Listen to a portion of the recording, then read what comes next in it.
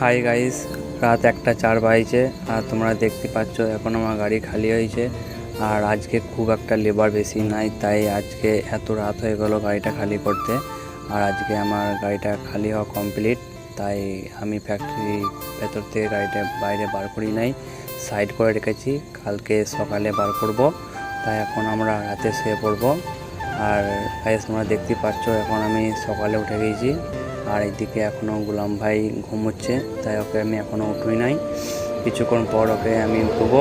তাই এখন আমি সকালে বিরাজ নিয়ে বেরিয়ে পড়েছি বাইরে, এখানে ভেতরে পানি নাই, তাই এখন আমি বাইরে মুখটা ধুয়ে নেবো। মুখ ধোয়া কমপ্লিট, এখন আমরা লোডের প্রোগ্রামে যাচ্ছি লোড করতে। তাই চা খাওয়ার টাইম পাই নাই, আমরা মিলে গাড়িটা ভরে দিয়ে চা খেতে যাব। আর এখন মিলে গাড়িটা ভরে দিয়েছি, আমি আর গুলাম ভাই হেঁটে হেঁটে এখন চা খেতে যাচ্ছি।